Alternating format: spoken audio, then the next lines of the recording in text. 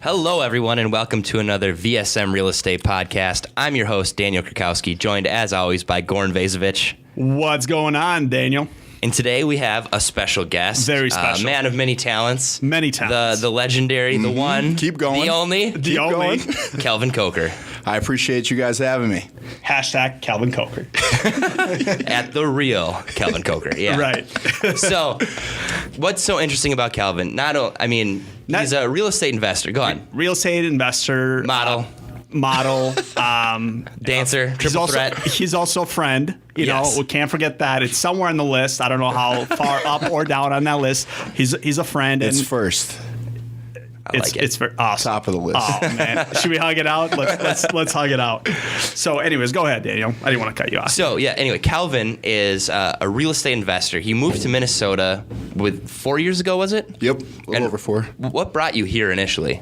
Originally, I came here just from family. My aunt ended up marrying a guy out here about 21 years ago. So we've been coming here for 21 years now, visiting for holidays here and there. So I know the lay of the land a little bit. Let's put it that way. And you came from? I came from New York, born and raised in Manhattan. I went to school in Massachusetts. Worked on Wall Street for 4 years in public finance. And then I just decided that really wasn't, creative. I've always been kind of creative person that wants to have my own footprint on things, and Wall Street really wasn't doing it for me. Got it. Did you initially move by yourself, or did you and your brother Cliff move together, or how did that work? So originally, my mother moved out here. She was a principal, teacher, retired. She ended up retiring, coming out here, ended up staying out here. So she's been out here for about 10 years now. And then when I left Wall Street for the second time, I came out here and ended up staying out here. Right on. We grew up, in Manhattan, where we owned an apartment in Harlem. It was my father's apartment. He was in jail for 22 years. We got him out. Congratulations, a couple years ago. But anyway, he owned an apartment. Shout out. Shout out to my dad. So pause for a second. So your dad owned an apartment building, and that was unit. One unit. Okay, Yep. But that was your initial kind of start. Exactly. And how old were you? I was 8 years old, and I just started to, we never really. We had some money before he went away, and then it all went away when he, went away. Yep. But I always remember growing up and remembering seeing the monthly checks come in from that one place for, residuals, $750, and it was just awesome to see that check come in and just to help my mother out. So would you say at very early age, 8 years old, that you had some kind of maybe a curiosity about real estate and kind of like, hey, how are we able to get paid consistently off this one thing without having to reinvent a new product or service? Yeah. Did those wheels start spinning right away? And is that when you went to school, finance, and you were like, hey, this is just like maybe a natural progression, maybe what your friends were doing at the time, going to, the finance, going to Wall Street and not really looking into real estate, especially in New York right now. It's like you have to be going, crazy to invest there because the cap rates are so low. Yep, exactly. So 2 things, like that early on, I didn't really think about, real estate. But I did see that there was a check coming in and we weren't working for it, so that was something that was interesting to me. And then the second thing was seeing that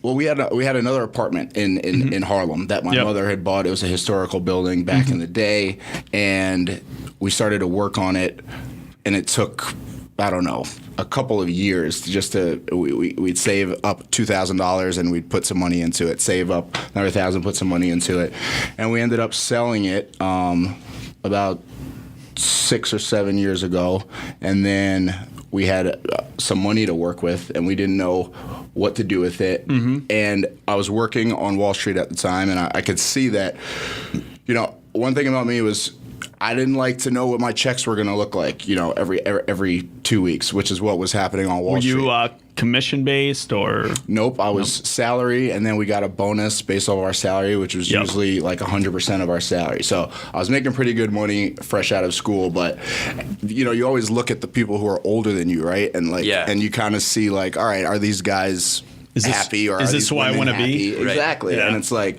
they're all making a bunch of money, and you see them take their 1 or 2 vacations a year. But at the end of the day, like, they never looked happy to me, and they had to come to work every day. And,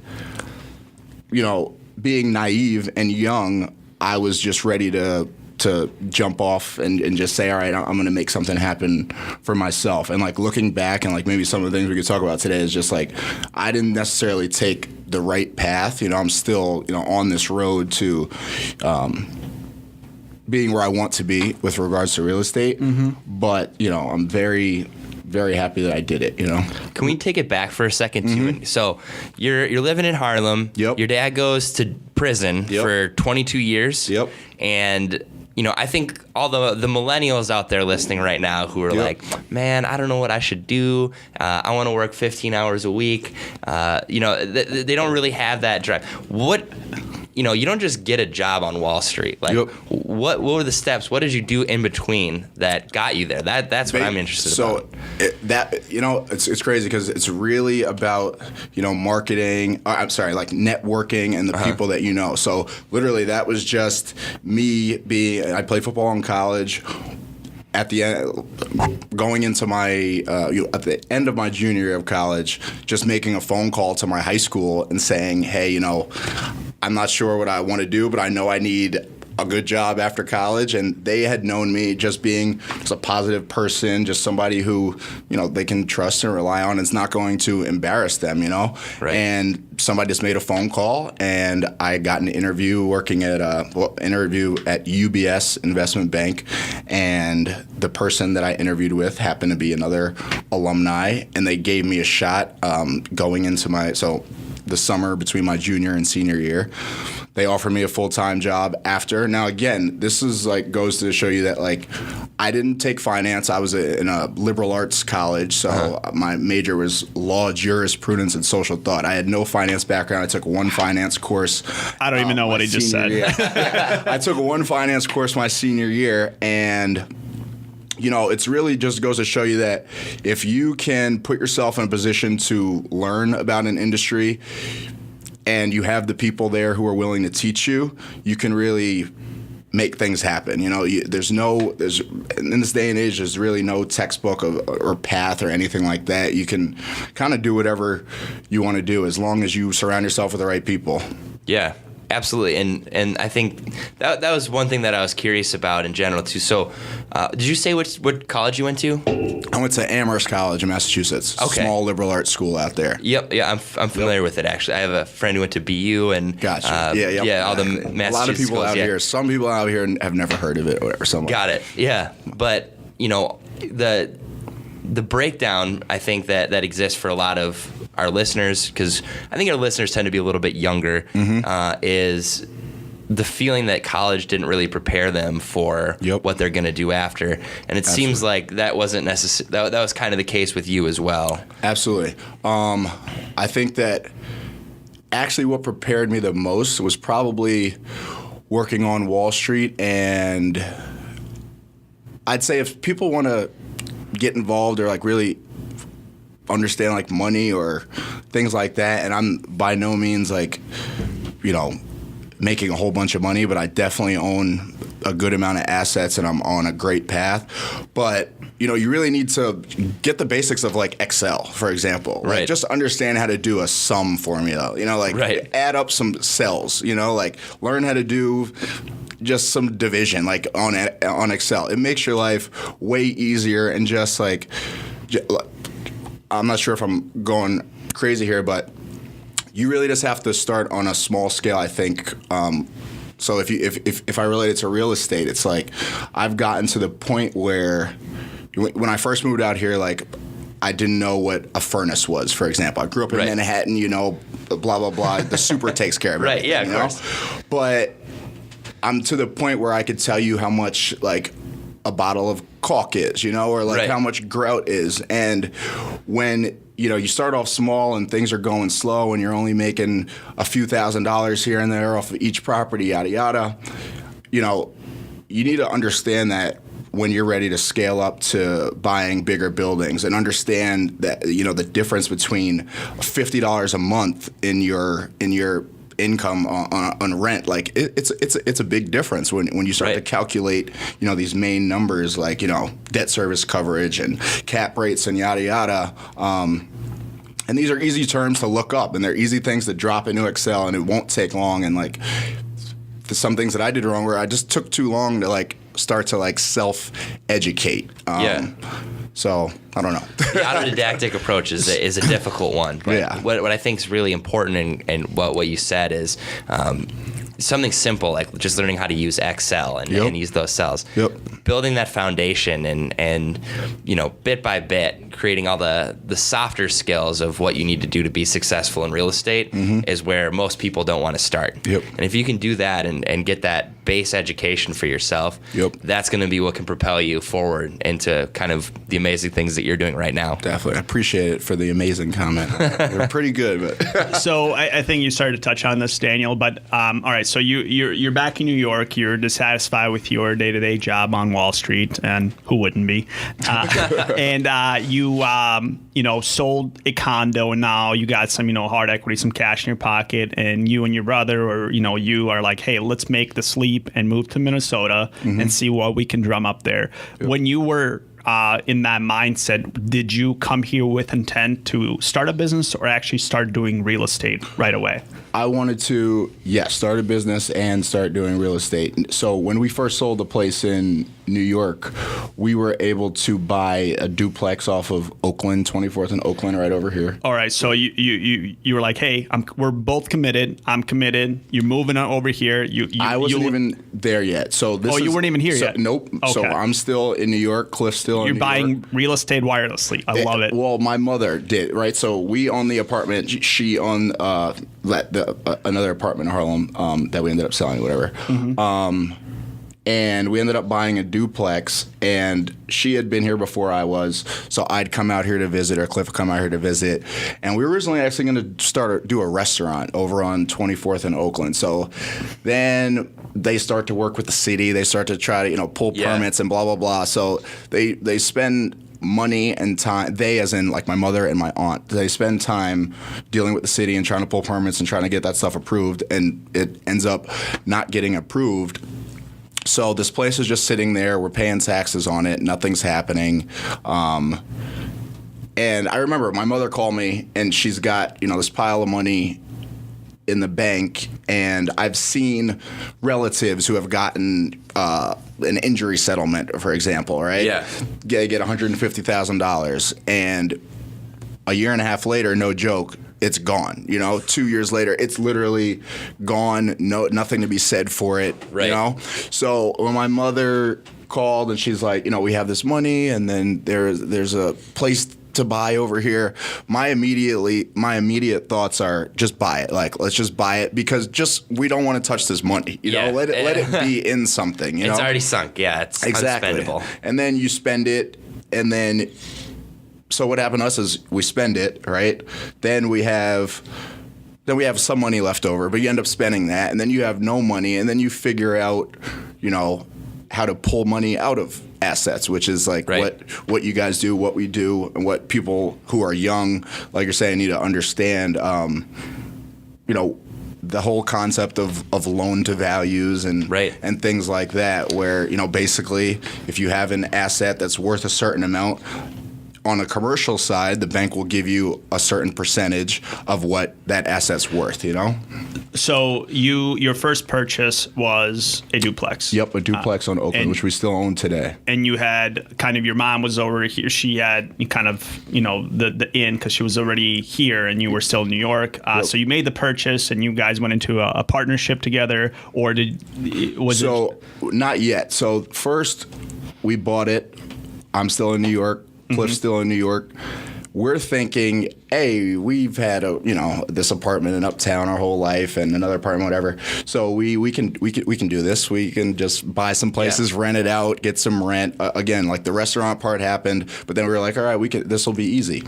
Not knowing that, condos, apartments are totally different ball game than like duplexes. Now you're really running something. Now you need to know what a furnace is at this point, So I was getting fed up kind of on Wall Street. My mother was out here trying to manage these properties. Now she's renting them out, and there's nothing happening. Like this stuff breaking down. This is all this is not like an updated new place, right? But you just understand that this is not really the best situation for my mother to be trying to manage this place herself. So then I come out here after Wall Street, and at this point I have no job. I've got some money, like not a lot of money, but enough that I can come out here and hang out for a few months and figure out what I want to do. So in the meantime, we buy another place. There was another place next door. And I just started to literally myself hire people for whatever I could find, 10, Quick 15, question 20 here. bucks. So on the duplex, sorry if I totally spaced out on this, but so did you do all cash or was it financing kind of, 75%? So we did all cash. So all cash, at that point, I had no clue what. Right, you didn't even know 75% LTV and all that stuff. No clue. Okay, all right. That was just, and you're talking to somebody who comes from, not a financial family background, like educated family background, but not in terms of, hey, you need to start looking at your credit score when you're 18. Right, and then going back to your formal education, you mentioned you kind of touched on, and you working on Wall Street and finance as far as financing goes, and it's all about stocks and stuff. But then, you get into the real estate game, it's like a whole different ballpark. You have to kind of redo and relearn a lot of things, even though I feel like they're more simple than anything that you would learn that you would need to use at Wall Street. Yeah, I love just diving into things and figuring them out. We've had to evict people. We've had to have police involved with stuff. We've had to just deal with a lot of things that you just have to learn as you go. But it's been awesome. So you bought your duplex, the first one, and is that before you bought your second property? Did you already move? Nope. Okay. So how long did you own your first or second property before you ended up moving, which was 4 years ago? Probably about a year and a half to 2 years, because there was a while where they were trying to make the first duplex a restaurant. Sure. And so there was a process there that we weren't really we were there involved with it a little bit. My mother and I were going to city meetings. Right. Trying to get that stuff set up. But then I'd say when we really started to do this full time was 2013, I'd say, and that's when I started the LLC. So we had already had how many units? So you had a duplex, 2 units, and then you bought another. Yep, and then we've got 11. So 11 units total. Yep, 11 total. Okay. And I've known you now for a couple years, and we've done some business together. And I know that you owned,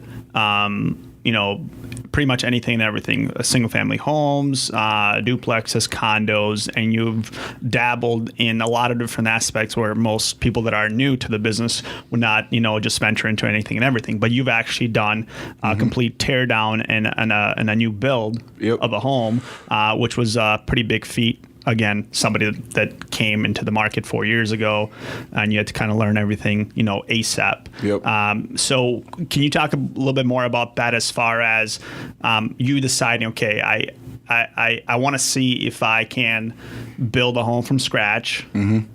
How do I finance this? Mm-hmm. How do I get the right people to build it? How do I manage this while still maintaining my portfolio and then learning the local real estate market? How do you balance all that? Yep. So I'll start with learning the market. being from out of town, there's this, I don't know if it's an advantage, disadvantage, what it is, but you tell us, because I want to know kind of, and I'm sure our listeners who are our customers too that are out of town, what are some of the hurdles or obstacles that you have faced? And you can be as real as you want when it comes to the cities, the banks, just anything and everybody that's, made it a challenge for you to do business with. Yep, definitely. So first, just in terms of being out of town, picking places, right? So that really just comes from who you hang out with. Where do they live? Asking them how much do they pay in rent. Yeah. It's really easy to kind of figure out what the price point is for rentals, because you just ask people how much you paying for this. It's pretty simple. You know what it looks like. And then buying places on Oakland, so that's not the best area, but a few years ago when we did get them, you could get great deals over there, because I'm from the perspective of coming from a place where there really are hoods. I mean, there's not really any more hoods in Manhattan anymore these days. Everything is just just overall, I think this, the U.S. has gotten safer, I think. I don't know. Maybe we could talk about Chicago. It might be different. I don't know. Everybody talks about it, but whatever. Right. There's been a huge urbanification of everything. And you mentioned in New York, and I know we just recently took on a pretty big investor who is from New York, lives there, and he flew over here and bought, a lot of units and that we're managing right now. But, from what he said, it's, cap rates there are nowhere near what they are now. Zero, probably. Right. I mean, half the time. Coming out here, you listen to people and you listen to people say, oh, this is a bad neighborhood or this is that. And then you walk around there and you're like, it's not a bad neighborhood. There's just people who might not look like you everywhere. But that doesn't mean it's unsafe. It just means you're uncomfortable, which is great for an investor like myself who's not uncomfortable or who can see that, actually this is an okay neighborhood, and certainly for that it's all price. Relative, right? Yeah. Absolutely. If you're in the border of Russia, Ukraine right now, there's not a bad neighborhood in the United States. Yeah. Exactly. So firstly, it's identifying what neighborhood, where do you think things are undervalued? I think so again, we own places in Richfield, St. Louis Park, and downtown Minneapolis and uptown Minneapolis. And those are all, by the way, very good areas to own real estate in. No question. Yes. And just kind of our strategy is we see all the building that's going on around here, right? We're seeing all the high rises. So I'm saying to myself, who the heck is making this much money to support all of these new builds and all of these expensive buildings with amenities and all this stuff, right? Yeah. And I guess, the big players know more than I do when it comes to that, and whether they're filled or not, they're doing it, they're making money, people are living there, fine. So at the same time, there's this disconnect between, hey, I want granite, I want a backsplash, I want hardwood, but I don't need to be I don't need a pool, I don't need a gym in my building, I don't need some of these things that you're paying for when you go to these new buildings, but I do want new, and I want stainless steel. So it's there's this disconnect where, hey, you're either paying this top dollar for that stuff, or you're just going 2-3 steps down and you're not getting that stuff. So we're trying to capture this market where there's this in between where, hey, we are offering you all of those bells and whistles with the stainless steel, but not the amenities, but because you don't have the pools and you don't have that stuff. But we're offering you the walk in and it's a new place, but we're charging you $200 to $300 less a month to have that same thing. That's perfect. So that's what we're going for. And then so let's talk about banks and downfalls and stuff that you can learn. Why did you decide to do a new construction build, tear down the property, and what was your kind of thought process and some of the hurdles that you had to overcome, which I think are present, that everybody's thinking about right now, especially with the market and the deals, very far and few in between and all that stuff, because it's not what it used to be. Yep. And it's going to be just harder and harder, and people are going to want to build. Well, when I first got here, I saw it from a friend, the Waldmans. Shout out to the Waldmans. Shout out Waldmans. Shout out. Hashtag them. So they have done numerous, and we haven't done a tear down, a new build. What we've done is gut it to the exterior and add on a second story, right? So, but and I've seen the before and after pictures. I mean, it's basically new. Yeah, it's pretty much a new construction. Yep. All the way through. You added on. Yep. A lot more than there was there. Definitely. You left a few certain things. So, What were some of the challenges in just taking that huge of an undertaking? Well, yeah. Did you walk into a bank and say, "Hey, I have these, 10 properties right now. I need $400,000. Where do I sign?" And they were like, "No problem. Here it is. See you later." Well, the first one we did was in Richfield, and we basically had one of the duplexes. We had no mortgage against it, and I had a realtor come in, and she was like.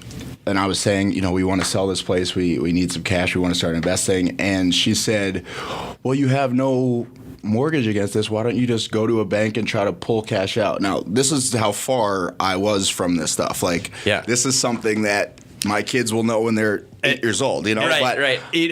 One thing, too, as something as simple as a cash out refi, which is so normal in our world, and you have already been, 10 units deep, and you just found out about this. Well, at that point we weren't. So at that point we're like 4 units deep. Well, no, we were 4 units deep, but not having, and we didn't know that we could pull cash out. No, right. But still, you've had a lot of people just do all of the analyzing before they know all the terms and everything. Yep. 0 units. Yep. You were like, you know what? Screw it. Yeah. Go to a RIA meeting anywhere in the country, and you'll see a lot of people who know a lot but don't do it. Yep. Cap rates, cash on cash. So that's the difference, right? I didn't know anything, but I was just believed in myself. Like, hey, I'm just going to go hard. I see my friend doing it. They're buying places and making money. Let's try it. So yeah, that's what happened. We pulled money out of a place that we had, and I want to separate things. Like I was able to do, and start to build this up because, again, we had sold something and had some cash. But, there are ways in this market and certain markets where, you don't have to have too much money and you need to figure it out. But you have to be able to bring, and just remember that, like, banks are in the business of lending money, right? They're looking for people who they trust, rely, and can have a good time with and enjoy lending them money. So if you bring them something that makes sense, like, don't be scared to bring it to people. Don't be scared to bring it anywhere. But anyway, so we got our first place over in Richfield, and I didn't know what anything was. And at the end of the day, it was. Let me backtrack because we had a failure before there, right? Okay, we had. So, but hang on a second. So everybody knows that right now we're at. You want to redo the Richfield, or is this is a new build? This correct? Is going to. We're still at the duplex stage where I don't have any cash to pull out yet. I'm still trying to pull out right, cash. But you're going to pull out the duplex cash in order to build in Richfield. Yep. Gotcha. Or somewhere, wherever. Yes. Right. At that point, I probably didn't know.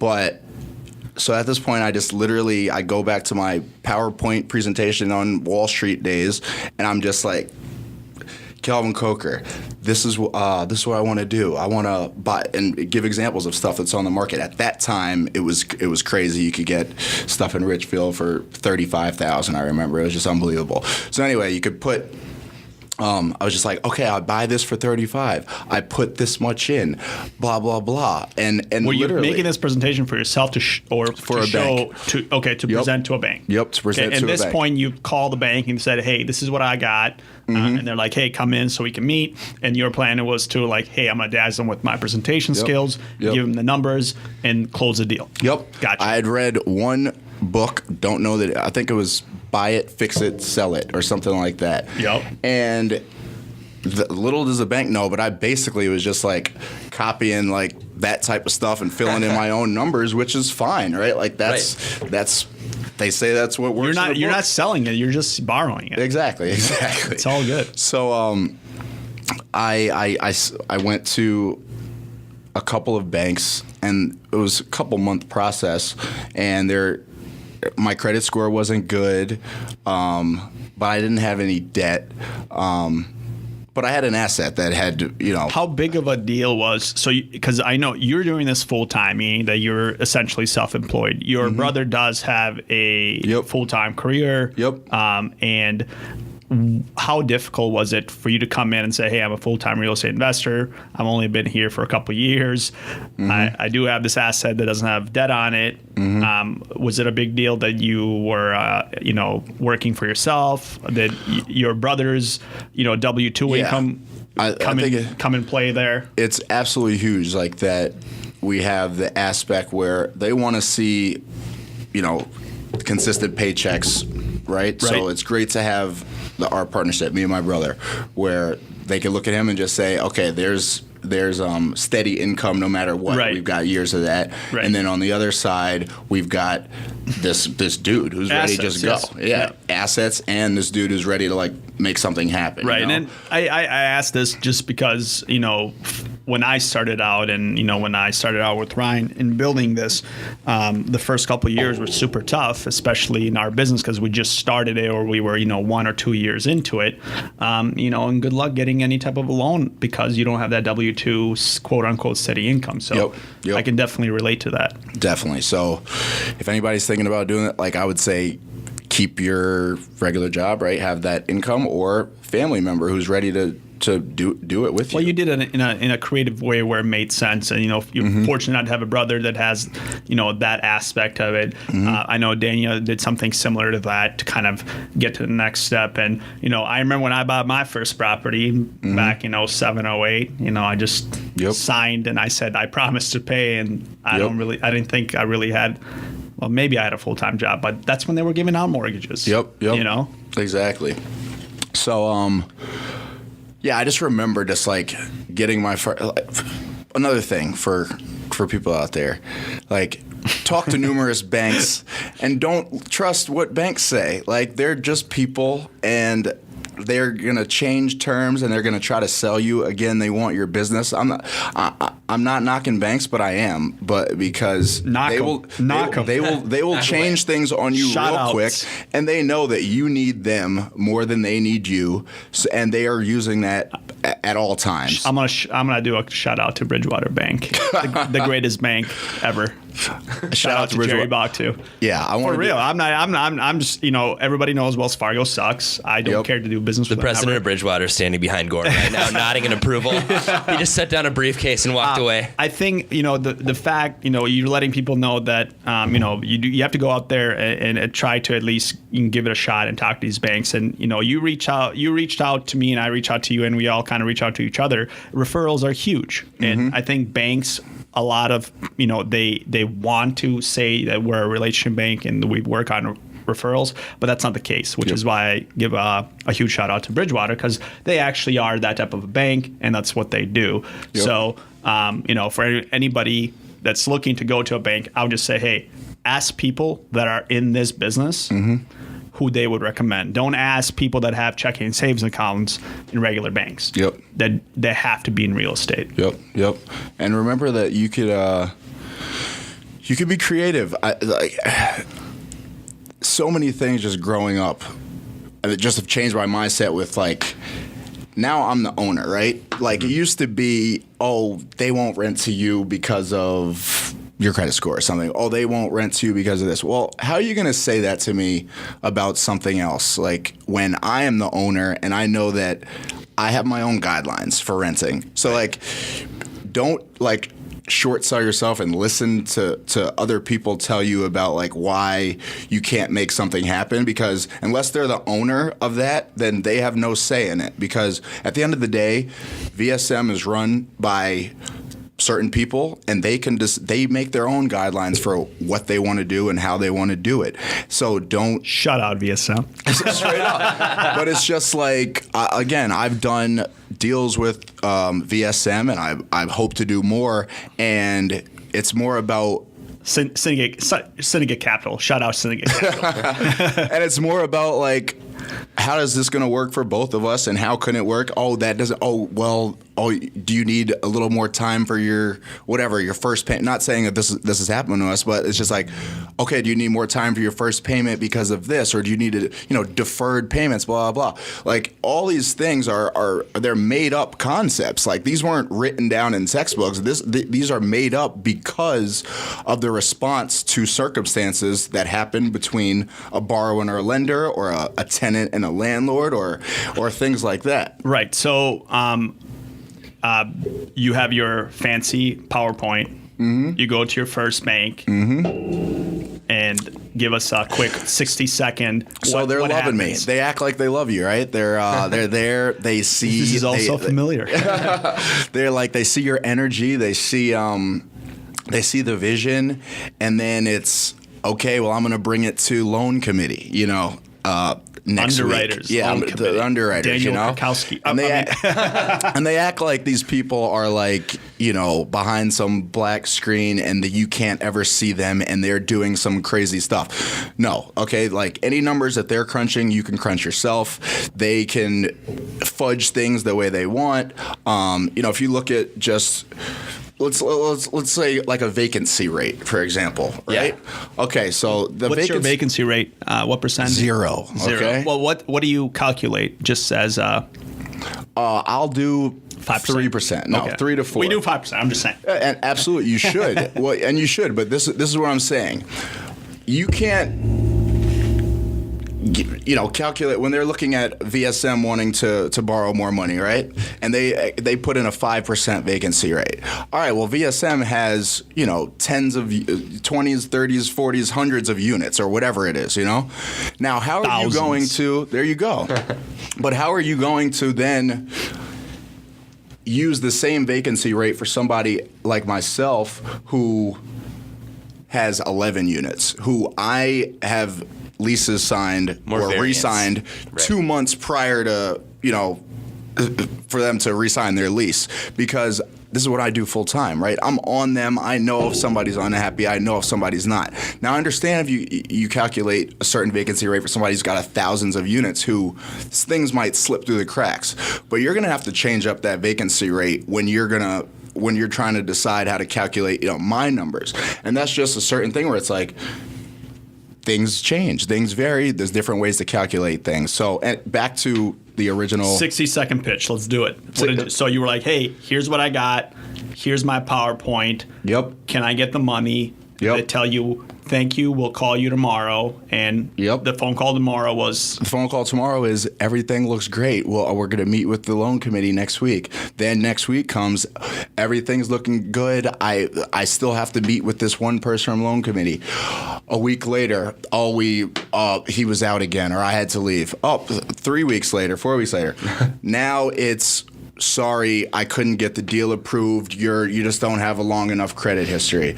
And like I just remember just the first time getting denied. Like now getting denied, like I'm prepared for it. If it happens, it hasn't been happening these days, which is great. We talked about this in our Monday motivation, how that's you getting denied as something being hard or tough is really just your beacon of knowing that you're doing the right thing. And I had the basketball analogy where you only, if you're driving to the hoop, ready to get to dunk, if no one's blocking you, that means you're not driving to the hoop. Yep. You're in the wrong hoop. Yeah, you're in the wrong hoop. Yeah, exactly. So Exactly. usually when you're, just about to score, people are going to prevent you from scoring. And this is really what's happening. And that's how you know you're going in the right path. Exactly. So you just got to be ready to quick turnaround. You got the no. You were like, all right, my first no. I gotta get to the second no. I went to sleep. I was just like, I was just like, I couldn't believe it. I told the banker on the phone. I was Some like, people drink too much when they're depressed or sad.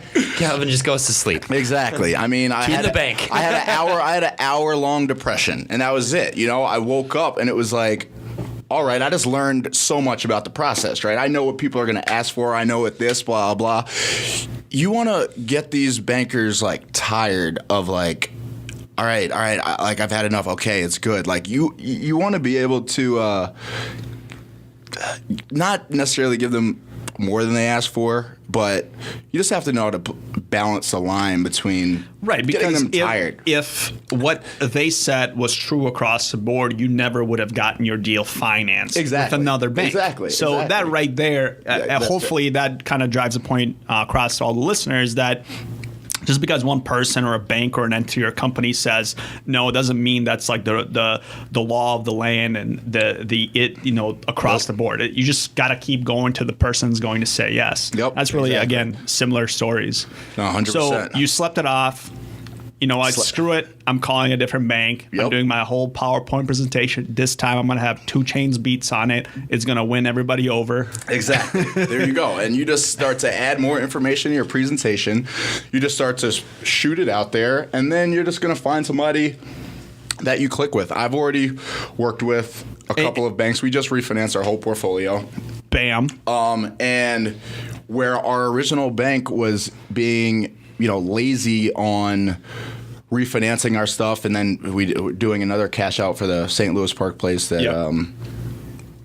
that we were originally going to sell. You're doing a portfolio refinance just to put everybody else and just to your point, up to speed is really just to get more capital so you can do more real estate deals. Exactly. And just to your point, it's like not only would my bank they were taking their time. My previous bank. They were taking their time on doing what I wanted them to do, but another bank took us and lowered our interest rate by 1.5%. So not only would another bank do it, but they will do it and beat it. And beat it by a lot. Right. They're in the business of making money and getting customers. They have to place all the funds they have on deposit. So most people don't understand. People or banks should fight for your business. Mm-hmm. And you should always, no matter what type of banking relationship you have, unless it's Bridgewater, of course, you should always test them and see if you can get a deal somewhere else. And if you can, bring it to them and see if they can match it. Yep. Why not? This is in your best interest. And, it works out better. Definitely. A half a point or a quarter point on $1 million. It's huge. Exactly. That's another property. Yep, exactly. It's huge not only on the upfront, but on your monthly cash flow. It's unbelievable. And back to what you gave Jerry Bach a shout out earlier. And some of my friends or whatever who are like, all right, I want to start, getting into real estate. I'm going to go to, Wells Fargo or whatever. It's just like, you've got to understand that when you want to get something done, you've got to talk to these smaller banks or talk to people who are actually going to be making the decisions, because you are going to be your best advocate, right? So you don't want to talk to somebody who's coming, trying to make your pitch for you. They're going to leave out stuff. They're not going to have the passion that you have. So you need to go somewhere where you can talk to the people who are making decisions, and you need to email and ask, well, can I meet, if you do have a meeting with somebody, okay, well, I have to talk to Bob. Okay, well, when can I meet with Bob? I'd like to meet with Bob also. If they don't respond to that, you email Bob directly. Bob wants more business. Rob's not going to be upset. Right. I love it. And I think that's kind of more of a New York mentality where it's not a inherent Minnesota mentality that you just have to go and get it. Very few things, if anything, falls in anyone's lap. So what I like about you is your tenacity and the drive. And you're like, hey, I'm not just going to wait for the phone to ring. I'm going to go to these banks, see if this guy is there and get the deals done. And, you don't have to believe me. You just got to look at your portfolio, look at what you have done in 4 years in another state where many people, have one asset or one property or one unit for 5 years or 10 years. You've managed to get how many units again? 11 total. Yep. 11 total units. But what's even more impressive is the fact that you've done a huge build, so a couple $100,000, if not more. Yep. You've done a huge portfolio refinance. These are all huge milestones where a lot of people that are just, starting to get a couple or 2 years, they're still years from that. And it's not because you knew everything. Clearly, you said it like, hey, I had to learn everything and fly. But it's just because that you had the can do mentality and attitude where the option of failure was not actually an option. Yep. You just need to get it done by any means necessary. And the proof is in the pudding. Yep. You have the assets and the numbers and the deals to show that it does work. And hopefully if people are listening to deciding whether or not to jump in or being scared about, quote unquote, not knowing, who cares? Yep. Okay. Who cares? The person on the other line, they may say no, but there's another person behind them or in front of them or beside them. Yep. You just got to go ahead and do it, which again, I pretty much had the same mentality as well my whole life, and it pays off. You just got to keep going at it. Yep. A lot of people that are smarter than I am or whatever, their big downfalls, they just don't make any action or attempt to reach out to anybody. Yep. So nothing ever gets done or happens. And don't forget that there's money everywhere. I mean, there's money everywhere. Somebody from VSM, Julian, shout out to Julian. He posted on his Facebook. Scott. Yep. He posted on his Facebook the other day, hey, let me know if anybody's looking for a house that doesn't have the credit. We've got a way, where they look at your circumstances over credit. I think that is going to be huge going forward overall. I mean, the credit score, I've seen the way it works. Again, they say it's like a skill now, but there's ways to get money out there, okay? Like, just think about if you had a friend, right? And their friend says to you, hey, I want to do this. I need $10 or whatever. Well, you might give them $10 if you've got 100, right? You might give them 10.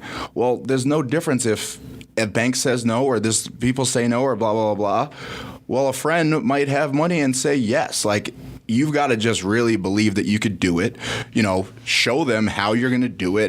Do whatever you need to do, okay? Whether you need to prove it to them or not. Like, you do what you need to do, you know, period. And then the deal's there's always money too. Exactly. If it's not a bank. Right. So I'm going to go ahead and take the opportunity to plug Syndicate Capital. That's the whole reason why we did a joint venture with another business partner here at VSM and KPS, is really to establish that or provide that need that's in the marketplace, which has kind of people. There are many people that are like you, where banks are not always friendly, and they can come to us. And if there's a real estate deal that you want to do that we can fund, or Syndicate Capital can fund, without all the nonsense, and it's really just raw numbers and execution, then we are creating that platform. And we already did a deal with you that went from start to finish. It was flawless. It worked out for you, worked out for us. And now we're looking to bigger and better deals. And even today, just before the podcast, you got a phone call, Daniel, that went like what? It was a very interesting phone call, but this gentleman's purchasing an 8-unit building and wanted to know if he could get us to come on as a co-signer as well for the property. And in the spirit of things we've spoken about in the past in Monday Motivation. Well, he wanted you to manage it, right? First. That was the original. Yeah. First, yes. But the secondary component was he wanted if we would co-sign on it. And we talk on Monday Motivation a lot about hey, if you want something from someone, you have to be providing some sort of additional value. Yep. So what he was offering us was some equity in the building for co-signing and securing the loan. Right, and again, that's not it's an atypical deal of quote unquote real estate company, but that's the dynamic that we provide here, and our other sister parent companies like Syndicate Capital can step into that deal and execute. And more important thing is, hey, can you do this on Thursday? And today's what, Tuesday? Yep. And bank world, no. Yep. In our world, yes. And it just goes to that whole point about deals can be structured and made any way, right? Like, I mean, this guy, I like him just off the simple fact that he's asking, right? I mean, it's like no bank ever does that, right? You're not going to a bank and saying, "Hey, let me get this finance, and then I'll give you 15% of the." Like, it doesn't make any sense, Right. So it's just there's creative ways to do this whole thing, just like there's creative ways to design a place. It's all. And that's kind of what we're trying to create, as far as the real estate community and people that think alike. And that really are all about real estate. We want to be able to kind of alleviate some of the pains that we've had, growing up in this industry.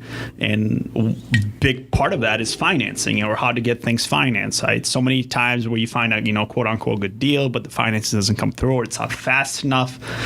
So the whole point of creating this, ecosystem of everything can be done with us or through our business relationship partners effectively and easily without a bunch of red tape and underwriting and all of these things, because we are in the business, we know what to look for. We can, get a grade on a deal within, an hour of just looking at it. So that's what we're hoping to accomplish with, the podcast, the relationships, that people can come to us, call us, email us. You know what? Show up to the office. So very few people just show up. If there was a company when I was starting like this, I would just walk in like, hey, got this great deal. Who can I talk to about getting financed or whatever else? Absolutely. If somebody comes in here, 100% of the time, I'm here, Ryan's here, Daniel's here. We're all taking that ASAP. Yeah, I'm in a rage right now about something related to that, but I digress. I really like, though, kind of summing up both of your points is, the traditional route of, hey, I am going to go in and speak to a banker, and in 45 days I'm going to be able to close on a property.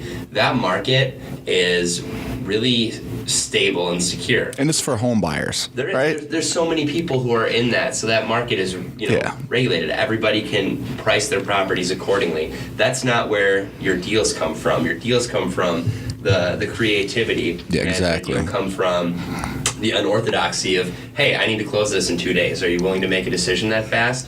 Yep. So if you can be the type of person who makes the connections and has the resources in a way that you have to be able to accommodate unusual requests and be able to pounce and have all of your ducks in a row to the best of your ability, then that's going to put you in a great position to be able to continue to accumulate properties at a rate that is going to be either much faster than other people, or you're going to buy them much lower than other people. Yep. That's your market edge. Yep. And trying to figure out what your specific niche is going to be should be a really high priority, I think, for everybody. Quick story about VSM. Again, like Goran just mentioned, the deal that we did together a few months ago that started and finished and is done. But basically, again, the bank had told me one thing, that we were going to be able to purchase this place, and we had a closing scheduled, and then the day before, I couldn't get it approved. So again, now we're talking about messing with my reputation, right? Like, I've already had this offer, and I'm dealing with the same title company that I've dealt with numerous times, and they're looking at me like, all right, Kelvin, can you not pull this off? I'm confident, because I have friends and people like Goran and VSM that give me the confidence that I need, and I came in, so we had to push it a week back, basically. So he said, all right, we'll close next week. Next week, he tells me a day before again, I couldn't get it done. So now I'm like, all right, this is absolutely ridiculous. I come to VSM, I tell Goran what's going on, and he says, We'll finance the whole place. We'll just buy it. We'll make it happen. We'll figure it out. Blah blah. So at this point, but he says, but it's contingent upon you taking your whole portfolio over to my bank. So this is over well over $1 million, almost 2, and we emailed the bank, and it was just like, hey, you guys have made me promises. You wrote me a letter, that gave me a pre-approval. You've got all my assets. You know everything that's going on, all right? So everything's fine. Now you just are kind of dragging your feet on this. I'm supposed to close tomorrow. You're messing with my reputation. Email them, this stuff. 10 minutes later, we get a call back. Okay, we'll do it. We'll finance it, blah, blah. Right. Now, this is just, again, it just goes to that point where you've got to, what changed in the last couple hours? Exactly. Nothing. So again, from the bank standpoint, nothing's changed, right? Everything is the same. So they are just, for whatever reason, dragging their feet or not doing what they said they were going to do. But again, there's always ways to figure things out, be creative. Push through, don't give up. Push through, don't give up, make it happen. We've got the property, rehabbed it, it's rented out right downtown, it's beautiful. We got equity in it. It's a great place. I love it. Go on to the next. Well, Kelvin, I think we need a Kelvin part 2. Kelvin part 2. I think we need a Kelvin part 2 podcast to get into some more detail on some of these stories. But if we get 100,000 plays on this one, you're getting part 2. So stay tuned. I'll keep you. I got a lot more to teach you. All right. Yeah, I love it. So thank you so much for being here. That was really insightful. Really fun to talk to someone who's coming to a new market and killing the game the way that you are. Appreciate it. Thanks so much, Gordon. Thanks for being here, and we'll see you all next time.